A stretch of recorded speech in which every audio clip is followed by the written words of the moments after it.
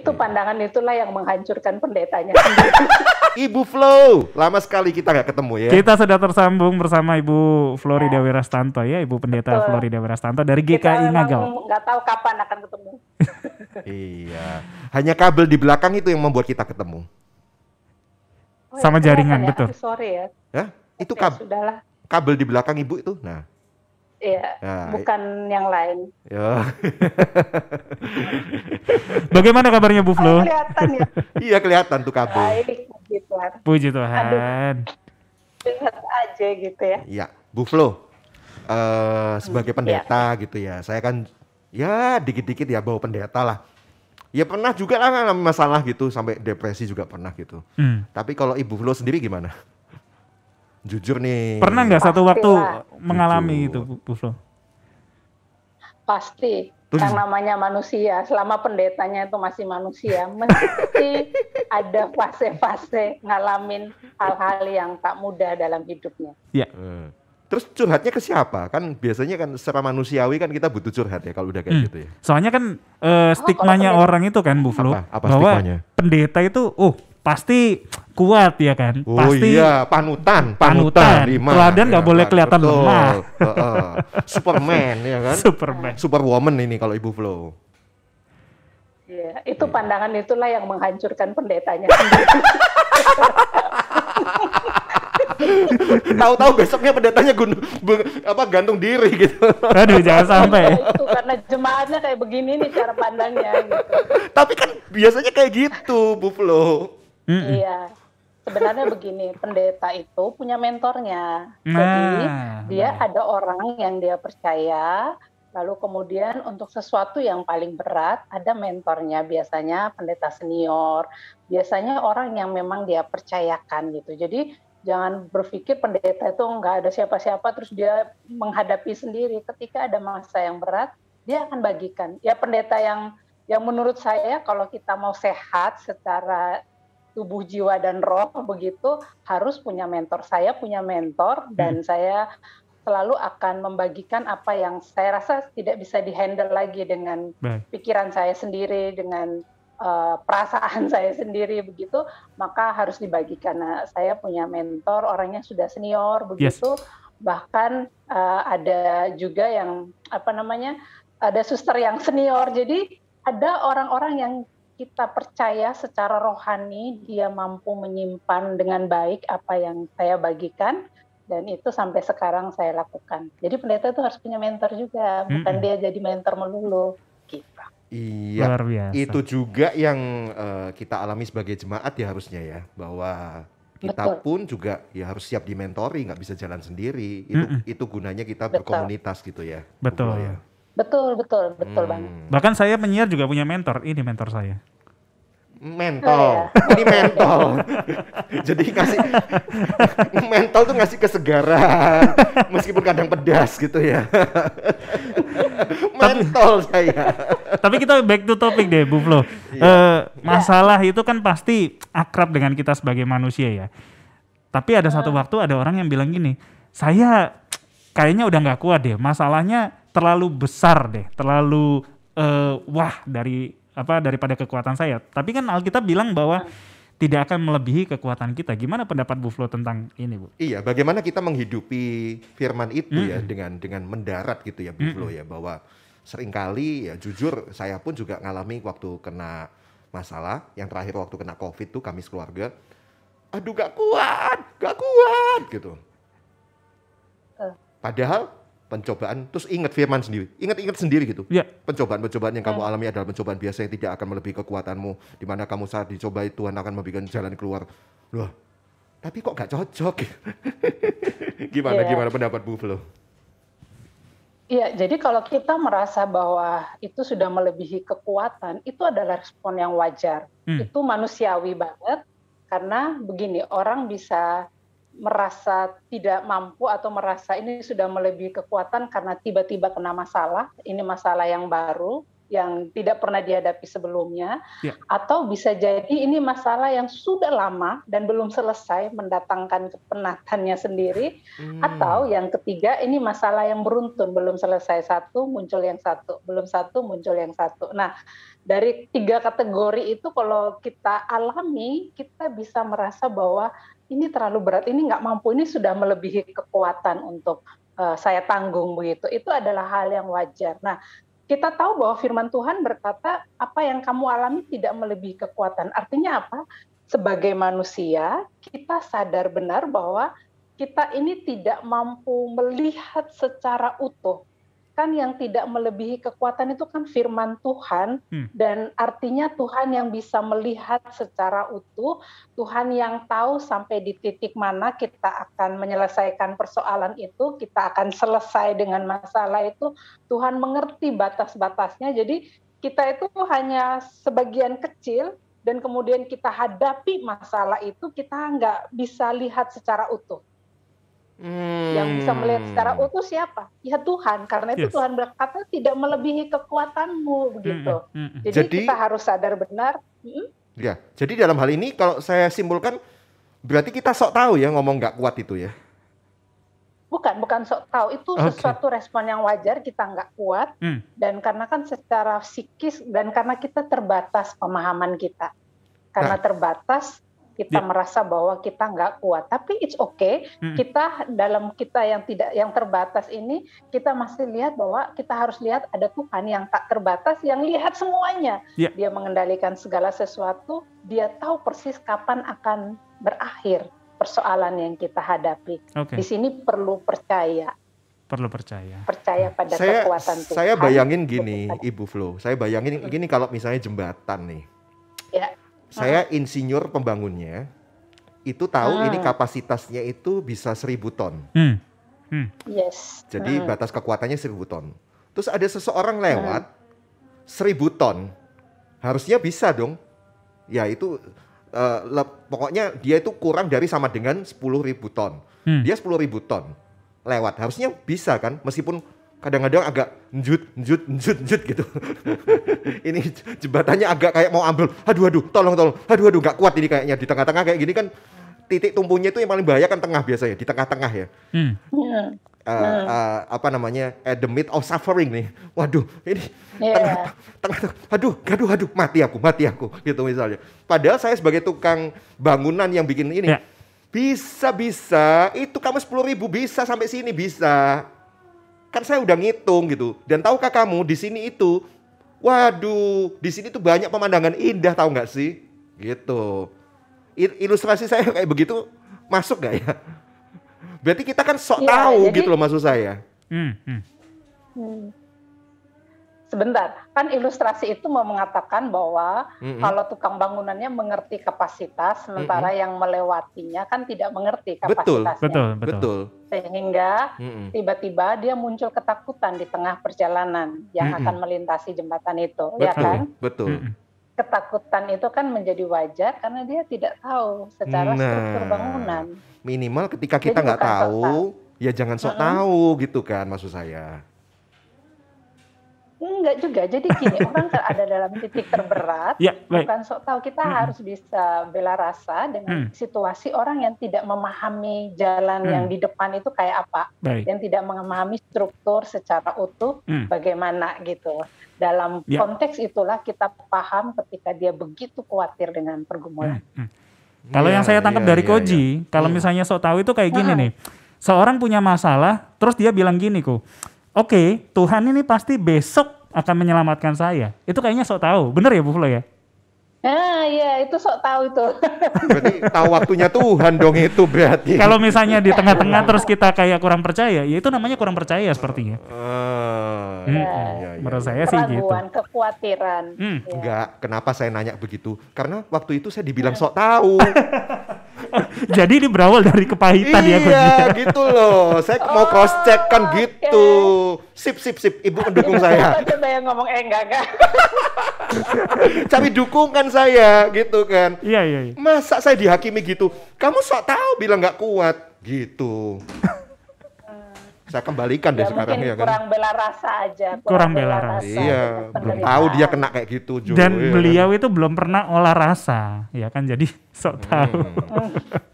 Tapi jangan didoakan juga kena ya, hanya karena kita kesel. Jangan dong, harus memberkati mereka ya kan. Tapi saya tertarik menanyakan ini Bu Flo. Saya tadi udah tanya sama Koji, sama Pak Ari juga. Saya juga sudah sharing. Sebagai manusia yang di tengah masalah, apa sih Bu yang harus kita pegang? Mungkin satu hal yang harus kita pegang biar kita itu kuat menghadapi masalah itu.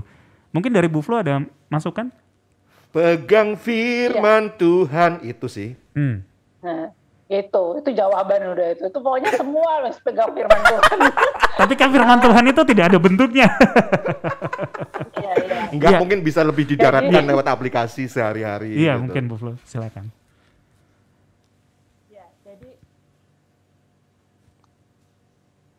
Jadi begini, ketika masalah datang dan kita merasa begitu lelah gitu ya, lelah secara mental itu kan bisa terjadi karena beberapa hal. Pertama, apresiasinya adalah itu tanda kita sedang berjuang, ya kan? Tidak ada pelari yang merasa lelah kalau dia nggak lelah, kalau dia nggak lari gitu.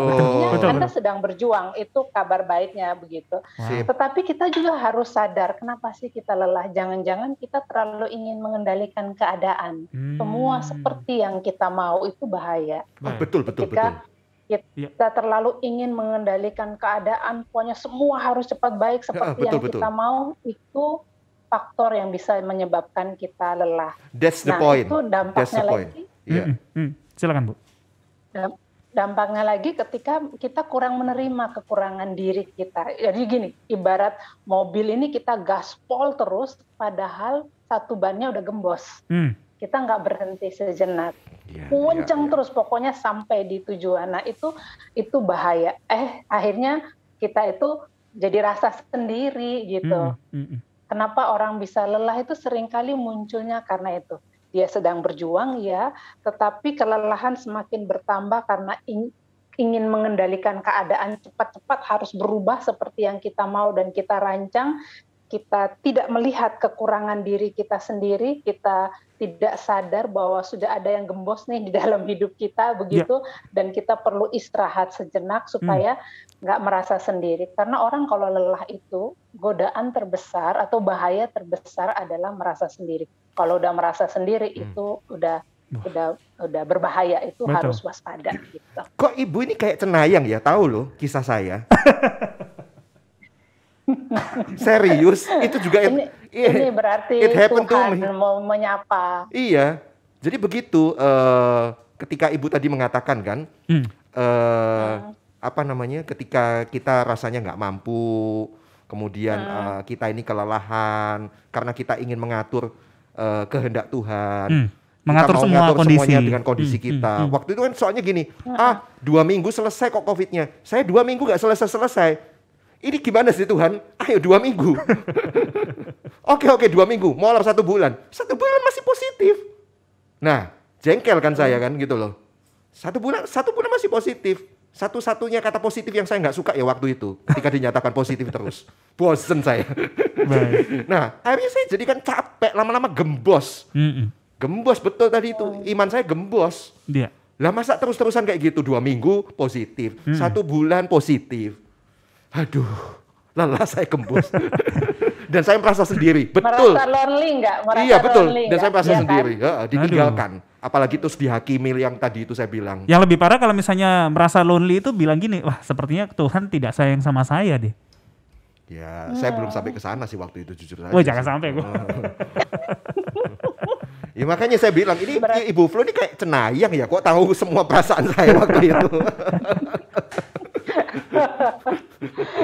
Iya. That's the point. Orang lelah mesti bergeraknya di arah situ gitu. Ketika merasa lelah.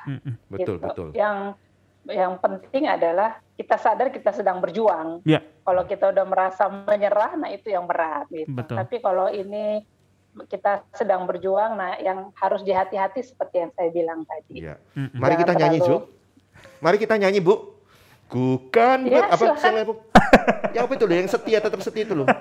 Saya pikir yang jangan lelah, bukan. Ku berjuang sampai akhirnya. Nah itu loh. Itu maksud saya. Luar biasa. Disambung ayo medley. Jangan pernah menyerah. Nah. Cocok tuh. Luar Hiburan biasa. banget. Kayaknya ini hasil refleksi ya, jadi ada tema ini ya. Iya, Sebenarnya refleksi Nathan Refleksi kayaknya. Nathan. iya, dia yang lagi ngalami sekarang. Tapi satu lagi pertanyaan buat Bu Flo. Ya, Kalau Oke. misalnya dari kita salah ambil keputusan Bu Flo, itu tetapkah masalah yang datang ke kita tidak lebih dari kekuatan kita? Kalau kita sendiri yang salah ambil keputusan? oh, lu sendiri yang bikin gitu ya kan? Maksudnya. Kayak kemarin kan konsultasi, konsi ngusul, konsi ngatasi. Bu, sudah tahu nggak konsultasi? Konsen usul, kon dewe sing ngatasi. Itu bagus tuh. Nanti saya pakai itu deh. Kalau misalnya ada yang mau konsultasi. Apa Jo kepanjangannya konsultasi? Kamu yang usul, kamu yang ngatasi sendiri. Bahasa Indonesianya. Ya. Gimana Bu kalau misalnya salah ambil keputusan? Ya itu kan realita, masih manusiawi. Kadang-kadang kita kan juga salah ambil keputusan. Iya, juga. dan kita tidak tahu juga. Itu maksudnya masih Tuhankah bekerja menolong kita gitu Jo, ngasih Iya. support kekuatan itu? Ya untungnya Tuhan kita tuh nggak seperti kita ya. Kalau misalnya teman salah, udah kesel ya udah kita biarin. Kalau Tuhan mah Ya. enggak gitu ya. Baik. Aduh, Dia puji mah- Tuhan, Puji puji Tuhan. Tuhan. Nggak di blacklist ya. Iya, kita nggak di blacklist, nggak di block sama Tuhan. gitu ya. Betul, aduh. Ya. Itu Ya, berita kabar dia tahu baiknya. kita manusia, Ya. dia tahu kita manusia rapuh, dan yang paling penting adalah kalau kita salah ngaku salah, itu obatnya. Oke. Kalau sudah jalan yang salah tapi ngeyel, ya memang kita sedang senang-senang di jalan penderitaan. Karena nggak mau ngaku. Orang kalau Ya. udah nggak mau ngaku salah, nggak mau minta maaf, nggak mau cukup rendah hati untuk mengakui kesalahan itu, maka egonya akan menghancurkan dirinya sendiri. Jadi kalau misalnya masalah datang karena kesalahan, bagaimana langkah untuk bisa segera pulih? Ya segera harus minta ampun dan minta maaf. Ampun sama Tuhan, maaf sama sesama manusia gitu. Itu obat yang paling pertama yang bisa menolong. Baik, Nggak ada baik. obat lain. Kita mau menghindar, kita mau coba cari jalan lain. Tapi kalau kita nggak hadepin persoalan itu, bahwa kita mengakui ini karena kita, maka kita tidak akan pernah sampai pada kata finish atau selesai dengan persoalan itu. Sampai kapanpun nggak akan selesai. Terus mengganjal di hati gitu. Makanya ayo ngaku. Jadi kok Apa salahnya? Saya Ngaku. Keterbukaan tuh awal pemulihan, Jo. sebentar. Ngaku. Saya nggak ada salah disalah-salahin. Enggak, itu betul. Kok kayak cenayang lagi sih? Bisa menemukan ramuan obatnya. Waktu itu saya ngaku aja, oke saya salah. Dan saya publis loh itu. Dengan segala perhitungan ego saya. Iya. Kamu nanti kalau publis tuh malu-maluin loh, masa panutan kayak gitu, lemah. Tapi saya terbuka. Dan di situ saya dapat support dari teman-teman yang mereka empati dengan saya. Dan itu menjadi obat buat saya. Wow. Serius. Itu poin yang benar Betul. ternyata. Terima kasih loh Bu Flo. kan di luar lo kan sudah ngalamin, berarti Iya. saya harus terima kasih ya buat kesaksiannya yang Iya. menunjukkan bahwa kalau kita nyatakan kesalahan kita itu, percayalah jauh lebih banyak dukungan ketimbang ada orang yang enteng malahan. Tapi kan yang ditakutin sama orang, ya itu penghakiman dari orang kan, Koji. Urusannya lah, Tuhan nggak menghakimi kita kok. Ya, Bu, ya. Wih. Tuhan Luar bisa biasa. menerima kita kembali kok kalau kita terbuka, ya kan? Nah, masa gini tuh harus ada pikiran-pikiran kayak gitu supaya nggak usah stres dengan perkataan orang. Yang penting kita sudah melakukan apa yang benar dan dikehendaki Tuhan. Yes. Asik. Luar biasa. Wah, luar biasa. Biar makin mantap lagi, mungkin bisa kasih kesimpulan deh, Bu Flo, untuk topik hari ini. Silakan, Bu. Iya, saya mau yang pertama saya mau bicara tentang yang lelah tadi gitu ya. Yes. Kalau kamu lelah, apa yang harus dilakukan?